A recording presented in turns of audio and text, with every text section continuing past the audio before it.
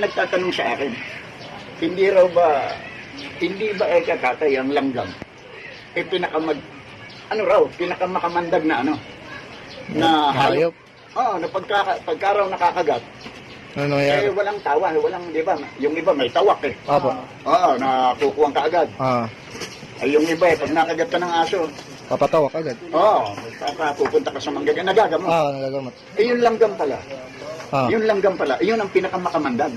Paano makamalot? Langgam ang pinakamakamandag. Kaya pala makagat ako matindi. Inano yan, idiniklara na kayong langgam, ikaw na langgam. Sabi. Ikaw na langgam. Pag nakakagat ka, patay. Ganun katindi. Talo pala ang kuwan talo yung, anong Ahas. tawag doon? Ahas. Yung ahas, cobra. Talo. Alakdan. Alakdan, mas grabe. Merong bubuyog na pag nakagat ka, bagsak ka kaagad. Sinumpa yung langgam na yan.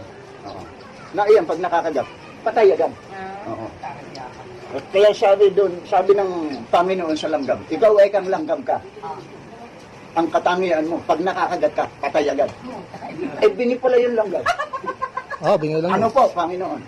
Sinasabi ko sa iyo ang katotohanan, pag nakakagat ka, patay. Ano po? Sinasabi ko sa iyo na ikaw na langgam ka, pag nakakagat ka, patay. Dahil sa sobrang bagsik nagtanong pa uli, hindi marinig napikon yata Panginoon. Ikaw ay kang langgam ka, sinasabi ko sa iyo ang katotohanan. Pag nakakagat ka, patay ka. Kaya pala pag nakakagat ka, langgam pag nakakagat ka, patay ka agad sila. Lakas nga kamandag. Ang bihira. Ayun dapat. Kaya walang kamandag ngayon ng langgam. Pag nakakagat, patay siya. Kaagad ititirisin kang Kaya langgam. patay ang langgam. Ay dapat sila pinakamakamandag. Wala, hindi maintindihan. Bingi. Bingyang langgam. Alam tayo. Yun langgam. Durog yung langgam. Kasi di ba merong langgam na malaki? Meron. Antik. Antik ba yun? Hmm. Yung parang mamula-mula na mabait yun merong nakulong. Napunta ng bilibid wala siyang, naiinip siya sa loob. Sa loob ng kulungan. Ang ginawa niya, nakakuha siya ng langgam.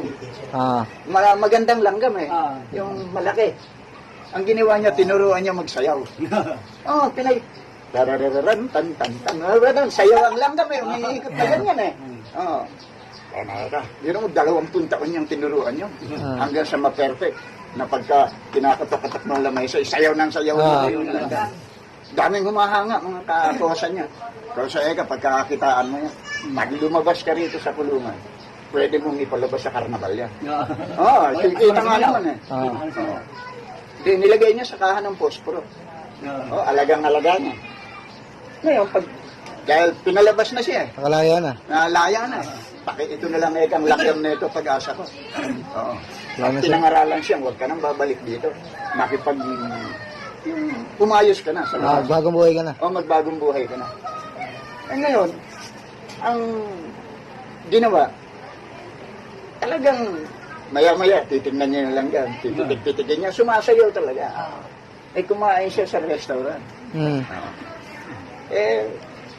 Umorder, siyempre, habang hinihintay yung order, nilabas yung langgam niya. Nilalaro-laro niya hanggang sa dumating yung order. Ngayon, sa katuwaan niya, nagpapasikat siya. Tinawag yung waiter. Waiter, halika. Tingnan mo ito. Nakita niya, sumasayo yung langgam. Puta, sinabi ng waiter na po, sorry po, sir. Dinigyan na po. Matay. Pinatay yung waiter. Nakulong na naman. Nakulong na. Dahil lang doon sa langgam na yan. Nakapatay. Galing sa langgam. Laya na sana